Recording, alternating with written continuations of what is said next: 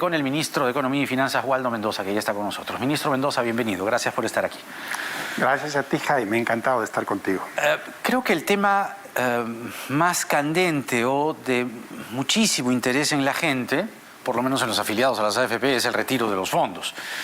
Usted sostiene que con el retiro de los fondos, el fondo podría desaparecer.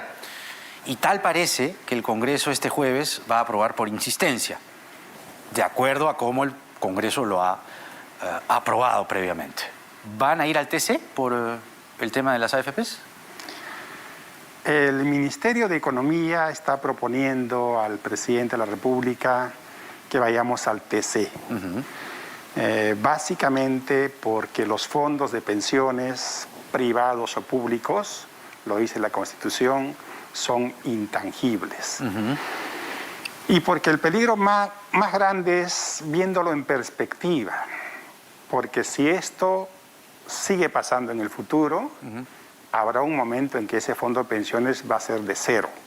Por lo tanto, se está sacrificando las pensiones de la población, aun cuando sean pensiones que vienen del aporte estrictamente privado. Ahora, mire usted que la gente ciertamente no lo ve así, ¿no? Claro, podría ser hasta triste, si quiere usted, porque precisamente se está cercenando eventualmente el futuro.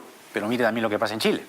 Cuando el gobierno no acompaña una demanda de liquidez, pasan cosas como las que le ha estado pasando a Piñera estos días. ¿Será por eso que el presidente Sagasti no se anima a darle luz verde?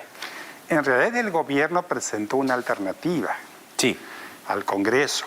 Una alternativa, a mi juicio, más sensata, porque dar una aprobación para que el que quiera saque sus fondos no es sensato, porque es cierto que hay mucha gente con necesidades que necesita sacar, pero no es el caso de todos los pensionistas, ¿no?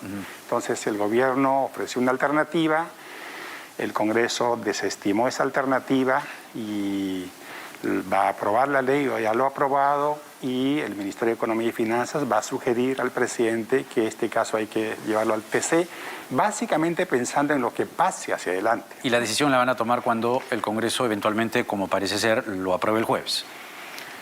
Toma su tiempo, ¿no? Luego que la ley esté aprobada, hay que hacer una presentación al presidente y al Consejo de Ministros y toma un poquito de tiempo, pero... ¿Por qué ahora decir que no cuando el mismo Ejecutivo, el gobierno me refiero, como institución, no dijo nada la primera vez y dejó que la gente saque sus fondos? Eran circunstancias distintas, ¿no? La pandemia del año pasado, la cuarentena absoluta que dejó sin ingresos a la población, en una situación de emergencia, era comprensible dar medidas de este tipo. No estamos en esa coyuntura, felizmente. Es cierto que la crisis subsiste, pero no tenemos una cuarentena como las de marzo, abril, mayo, junio, donde se produjeron esos grandes retiros. Ahora, entiendo que hay no solo el deseo o la legítima aspiración desde el Ejecutivo de llevar el tema al Tribunal Constitucional, solo el de las AFPs, me refiero. Eventualmente también está, dígame si es cierto, el del FONAVI. Querían también inicialmente el de la CTS, pero se ha publicado hoy día el reglamento, el retiro de los fondos y la negociación colectiva. En realidad son varias medidas del Parlamento que le van a hacer la tarea muy difícil, casi imposible al siguiente gobierno. Le pongo el ejemplo del FONAVI, que es una cosa que parece un meme, pero es real. La ley que se ha aprobado pide actualizar el valor de los aportes al FONAVI, no solamente tomando en cuenta el aporte de los trabajadores, sino también el aporte de los empleadores y del Estado. Punto uno. ¿De cuánto dinero estábamos hablando para que usted diga que parece un meme? A eso quiero llegar para darle la cifra increíble. A ver. Y la otra cosa que han pedido es que los aportes que se dieron en los 80s, en los 90s, hay que actualizarlos con el IPC. Al cambio de hoy, al valor. Así es. Y hemos tenido hiperinflación. Por lo tanto, haciendo números, deberíamos pagar 3.835 billones. ¿Billones? Billones. La población dirá, ¿qué billones es eso? ¿Billones en gringo o billones de millones? En 3.835 miles de millones. De millones, ya. Para ponerlo más en simple, 50 veces el PBI de China. ¿De China? Sí. Eso es lo que ha aprobado. ¿Eso es FONAVI? Eso es lo que ha aprobado el Congreso. ¿Me repite la cifra, por favor? 3.000. 3.835 billones de soles, equivalente a 50 veces el PBI actual de China. Eso ha aprobado el Congreso. Bueno, pero eso es impagable. No hay forma de pagarlo. No hay manera. Entonces, claramente tiene que ir al Tribunal Constitucional. Entonces, esas son las normas que no nos explicamos cómo pueden darse. ¿Pero no les consultaron? ¿No les llamaron? ¿Usted no llegó claro la cifra? Que sí, el Ejecutivo estuvo trabajando de cerca con la comisión creada, pero esa propuesta en último momento fue desestimada, ignorada, y sacaron esta norma que si lo cumpliésemos pagaríamos en los siguientes 1000 años, ¿no? Esa es la norma. 1000 años. No es un meme. Equivale el pago a 50 veces el PBI actual de China. FONAVI. Es decir, FONAVI. Eso supongo que estará primero en la cola, digamos, de las demandas de inconstitucionalidad. Es inaplicable, y aunque quisiéramos aplicarlo, y tiene que irse al Tribunal Constitucional. Ajá. Y lo de la negociación colectiva es otro gran tema también. ¿Qué es lo que pasa? En los municipios o empresas públicas hay un problema entre la empresa y los trabajadores, entran a una negociación, entran en un laudo arbitral, y generalmente los laudos lo ganan los trabajadores. Entonces, y a veces pues hay acuerdos increíbles, ¿no? Un bono porque es 24 de marzo, se me ocurre. Entonces, eso hace que, en particular los municipios, sus recursos lo destinan a pagar los laudos, porque siempre la pierden. Para el país eso es entre 2.000 y 6.000 millones de soles anuales. ¿Por qué? Porque se ha derogado una ley que permitía ciertos márgenes de negociación, que permitía ver cómo estaba el municipio, cómo estaba la empresa. Esta ley ignora todo eso, entonces es anarquía total. Pobre municipio X tiene un problema, discute con los sindicatos, pierde, casi siempre pierde, y tiene que pagar, porque un laudo tiene un carácter de ley. Entonces, y podríamos seguir hablando de iniciativas que le van a hacer la vida muy difícil a cualquier administración. Supongo que, digamos, para usted, sentado en su escritorio, este Congreso debe significar el desfalco del país.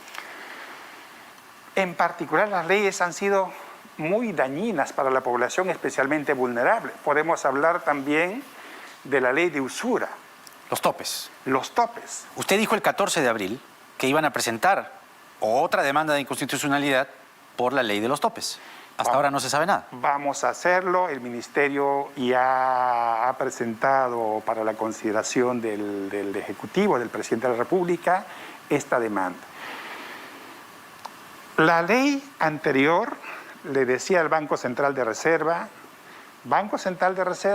en situaciones excepcionales, usted puede fijar la tasa de interés. Ajá. Excepcionales.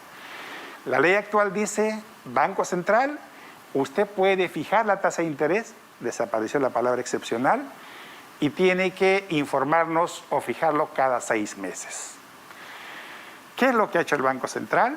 Bueno, en primer lugar, esa tasa de interés ahora va a depender de quién está en el Banco Central, porque lo puede fijar aquí, aquí o aquí, no sabemos. De acuerdo al criterio del que gane la elección, digamos. Entonces, en este caso, un Banco Central responsable, con un presidente prestigioso, ha fijado la tasa de interés en el doble de la tasa de interés de los créditos de consumo.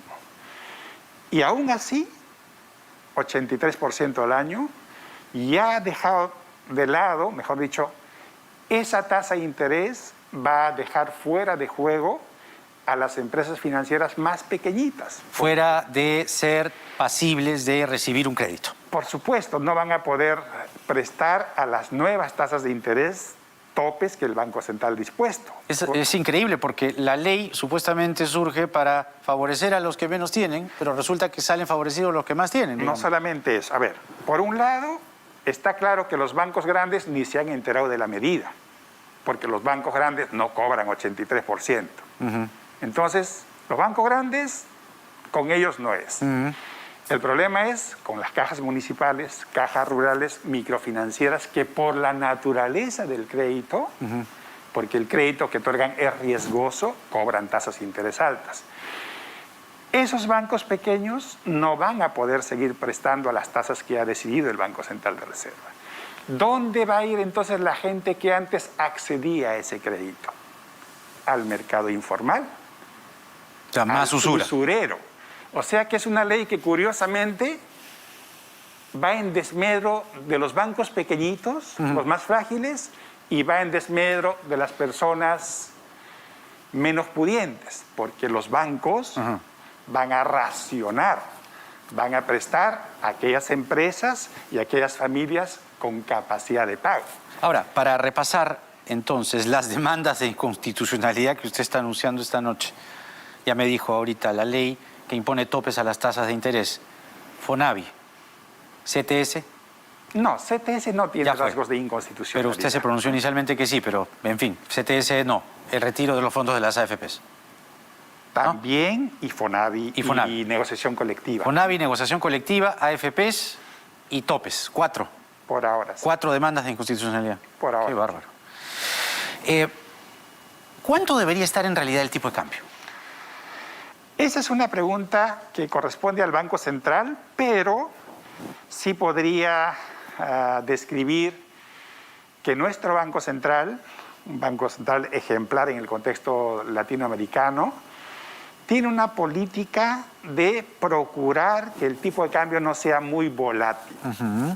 Si el Banco Central espera que el tipo de cambio a la larga va a subir, lo deja subir, pero no así, sino suavemente. Entonces, el Banco Central debe estar evaluando en este momento el alza en el tipo de cambio observado. ¿Es temporal o es transitorio? Felizmente, la buena noticia es que tanto en el plano fiscal como en el plano monetario, el MEF y el Banco Central son sólidos para responder apropiadamente a eventos de este tipo. Pero hablan de 4.5, 4.7, ¿son estimaciones verídicas o no? Esa es una pregunta que yo no le puedo responder, corresponde al Banco Central. Además, es como el precio de mercado. Es un tipo de cambio libre, con cierta intervención, pero imposible saberlo. Nadie podría saber cuál es el precio apropiado. Sin que usted interfiera en la campaña, porque la ley le pide neutralidad, sin embargo, los agentes de riesgo, la comunidad internacional mira con mucha preocupación el Perú. ¿Cuánto nos está afectando la incertidumbre política?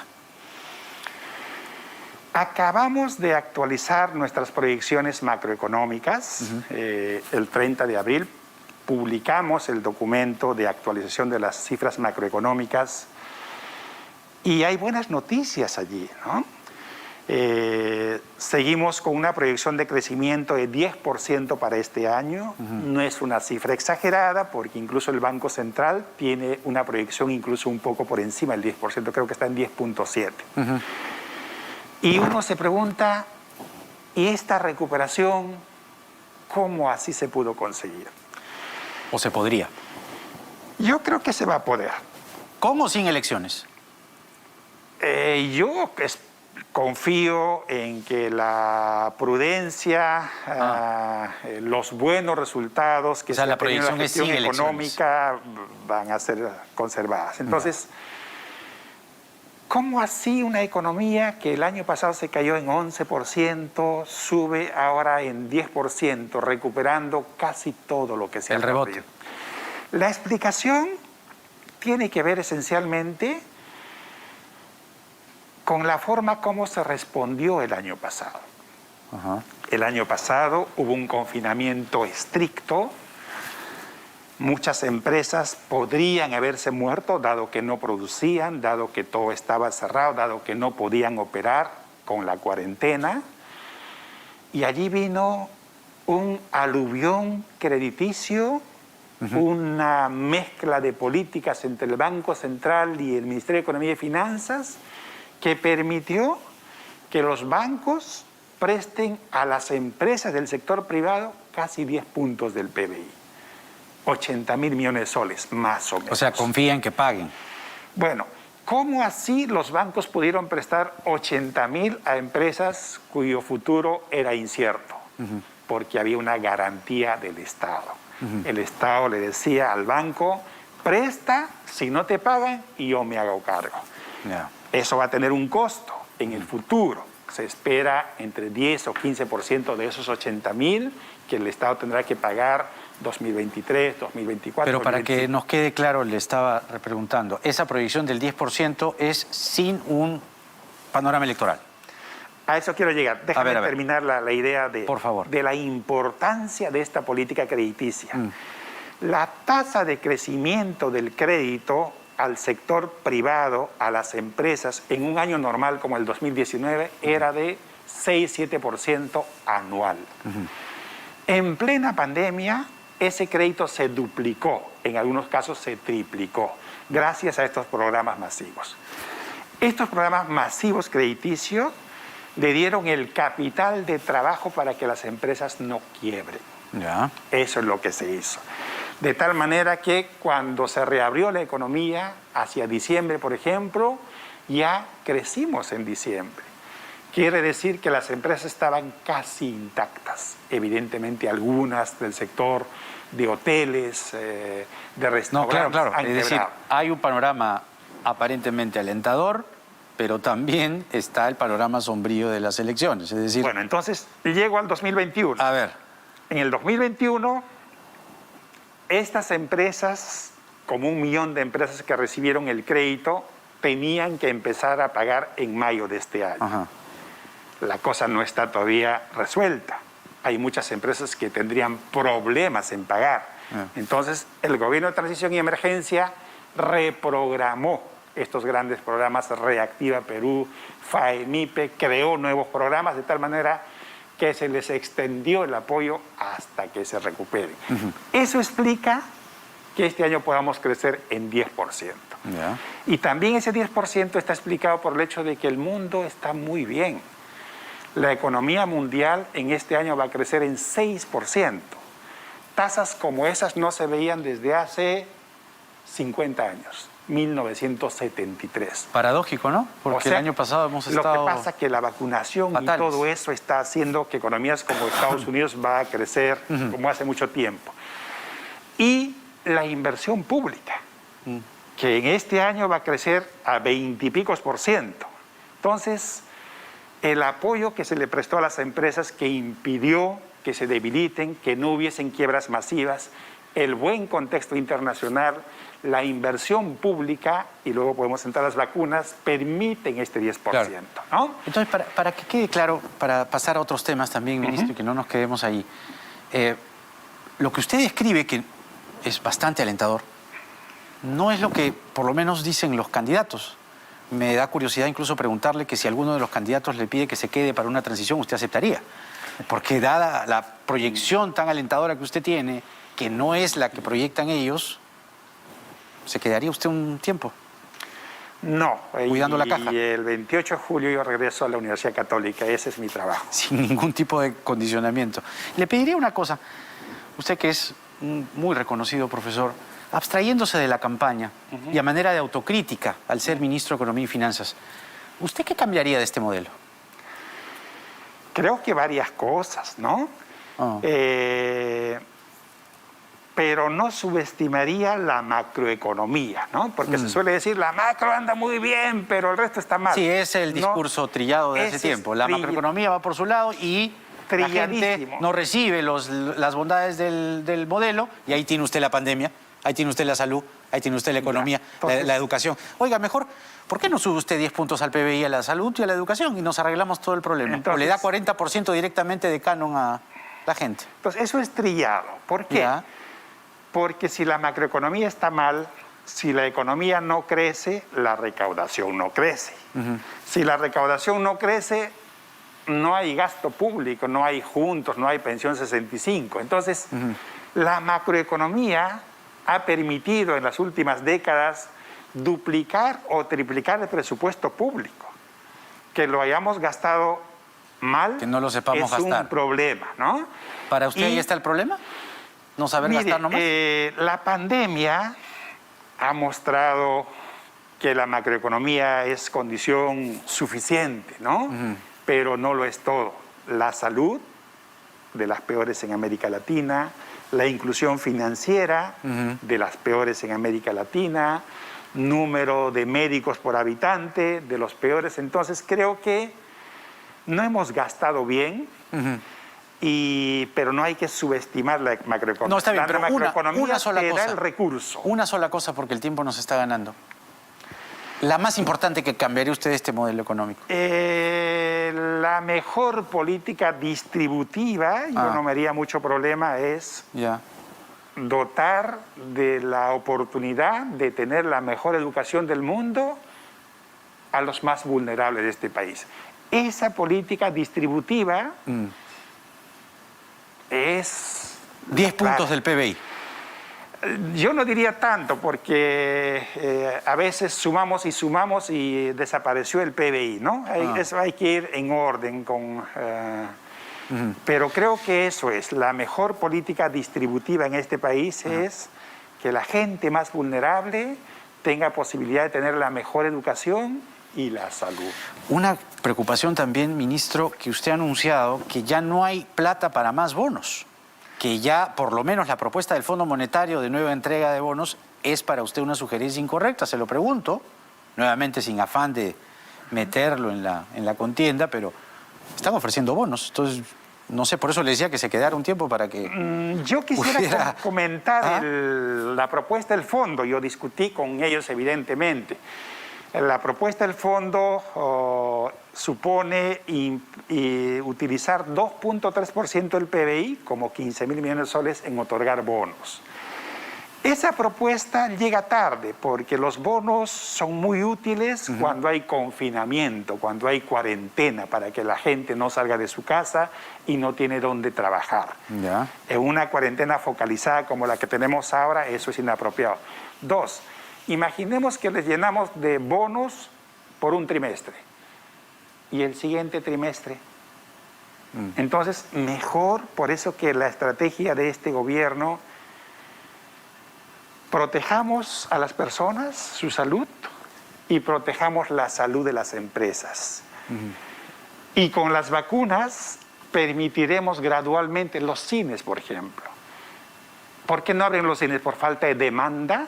No. O los colegios, ¿no? O los colegios. Entonces... No sé, yo pensaría primero en los colegios. Es posible, pero fíjate que la vacuna en esta coyuntura es el mejor instrumento de política sanitaria y política económica. Porque con la vacuna, si todo va bien y estamos avanzando pie de página, tenemos asegurada 11 millones de vacunas antes de irnos. Con eso vacunamos a toditos los mayores de 60 años y a algunos de 50 años para arriba. 2, tenemos asegurados, contratados 50 millones de dosis para todo el año. O sea que... Eso ya está. Están contratados. Ya. Así que esa es la buena noticia. Entonces, con la vacuna, la gente podría ir a trabajar, los cines podrán abrir y esa es la reactivación económica que permite dar empleo e ingresos a la población. Estamos apostando a eso. No hay restricciones fiscales para comprar las vacunas. Suena esperanzador, pero vamos a ver qué es lo que dice el compás de los días de esta campaña presidencial. El ministro de Economía y Finanzas, Waldo Mendoza, con nosotros. Muchas gracias, ministro, gracias por los anuncios hechos esta noche en el programa.